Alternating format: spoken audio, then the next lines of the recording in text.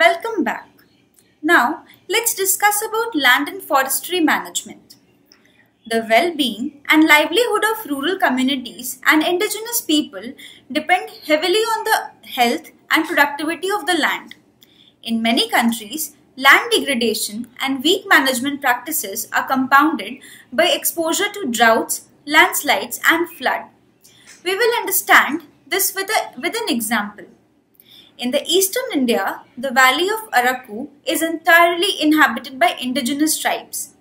The area is so isolated that only one main road provides access to the valley. 20 years ago, the marginalized Adivasi communities of Araku were suffering from extremely low literacy and extremely high maternal mortality rates. The region had been deforested during the British settlements, leading to soil erosion, degradation, and farmer poverty. The forest on which Adivasi livelihood depends on had disappeared. In 2011, the Livelihood Carbon Fund and the Nandini Foundation mobilized 25,000 women and Adivasi men farmers in the Araku Valley to plant 6 million trees to restore their forest and increase their food security with 18 varieties of fruit trees per hectare. Farmers were trained on sustainable farming practice to take good care of their tree and soil while preserving their fragile ecosystem. They also learned to produce their own compost to increase soil fertility and manage pest and disease without chemical products. 5 years later, the Araku farmers were able to produce a premium biodynamic coffee, now sold throughout the world.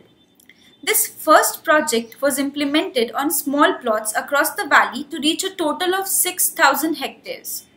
The objective of Livelihood Araku is to enable the farmer to implement sustainable agriculture and land management practice throughout all their farming system to restore the soil fertility, thus increasing food security, revenue, and their ecosystem resilience. I would like you to find out more about Araku Valley and also explore more such case studies where you will find how can we better manage our land. Now, let's come to forest management. You all must have heard about joint forest management. That is, when there is a partnership in forest movement involving both state, forest departments and local communities. With this concept in mind, ponder upon what is community-based forest management. Is there any difference between joint forest management and community-based forest management? Previously, the governments assumed all rights to the forest and either extracted timber from them at industrial scales or converted them into large agro industries. People who depended on the forest for their traditional livelihood and cultures lost access to it.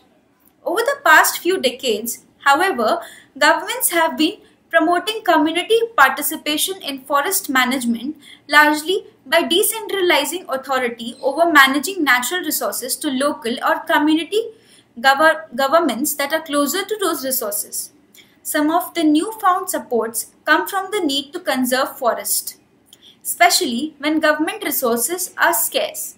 For example, a community-based forest management is the One Panchayat in Indian Central Himalayas, where the power to manage and use a forest lies mainly with the local villages and not to the local or central government.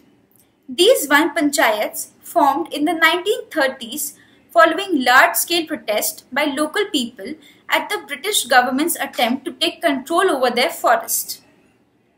With this, two questions come to my mind, and I would like you to think about it.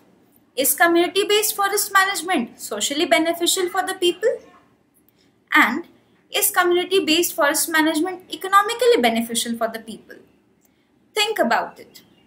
Till then, keep learning. Thank you.